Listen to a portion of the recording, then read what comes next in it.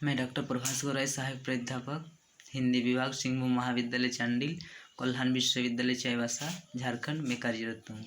आज मैं स्नातक हिंदी प्रतिष्ठा द्वितीय वर्ष सेमेस्टर 3 CC पेपर 7 के अंतर्गत रूपक अलंकार के बारे में बताऊंगा। रूपक अलंकार का लक्षण क्या है, रूपक अलंकार का परिभाषा क्या है, रूपक अलंकार के उदाहरण, ये सब जानकारी प्राप्त करेंगे। तो इससे पहले जानना आवश्यक है कि अलंकार क्या है, अलंकार की परिभाषा क्या है, पहचान क्या है, अलंकार से क्या होता है, अलंकार का काव्य में क्या प्रयोजन है। तो अलंकार को काव्य के लिए अनिवार्य तत्व गुण माना है। अलंकार के बिना काव्य का कुछ भी शोभा नहीं है। जिस तरह यहाँ के शब्दास ने भी बताया है, यद्यपि सुजाति सुलक्षणी सुवर्ण सरस सुवित्त भूषण बिनु न विराजई कविता वनिता मित्त। वैसे ही आचार्य दंडी ने भी कहा है कि काव्य शोभा कराना धर्मान अलंकारण प्रत्यक्षते, अर्थात काव्य में शोभा बढ़ाने वाले धर्म को अलंकार कहा जाता है। अलंकार के बिना शोभा वृद्धि नहीं होती है। और अलंकार क्या है, अलंकरति इति अलंकार, यानी जो अलंकृत करे, जो सुंदरता को बढ़ाए, वही अलंकार है।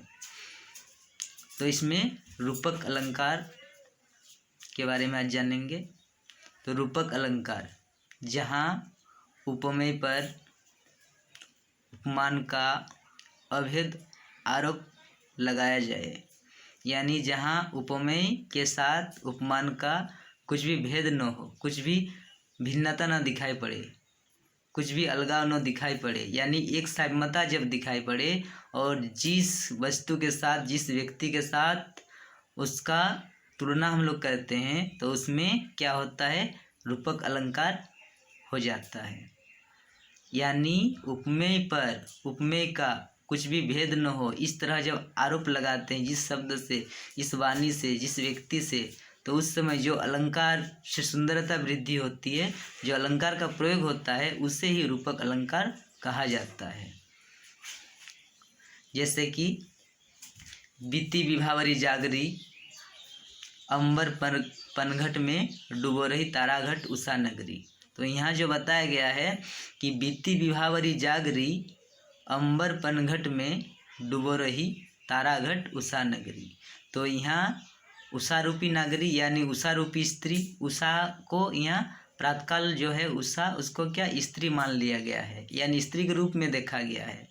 और क्या है, माना नहीं बल्कि स्त्री ही है, स्त्री का अवैध आरोप लगाया है। और यहाँ तारा जो है, तारा को क्या है, तारा रूपी घड़ा, आसमान में क्या है, अंबर में पानी डूबो रही है। तो इस तरह अवैध आरोप लगाया गया है। यानी यहाँ क्या है, आकाश रूपी घड़े में पानी डूबो रही है। कौन, यहाँ एक उषा रूपी स्त्री तारा रूपी घड़े से आसमान में पानी डूबो रही है। तो यहाँ सब अभेद आरोप लगाया गया है। यानी उषा को स्त्री का, घड़ा तारा को घड़ा का, अंबर को अंबर में पानी डूबो रही है, यानी आसमान रूपी सागर में, समुद्र में, नदी में। तो इस तरह यहाँ अभेद आरोप लगाया गया है।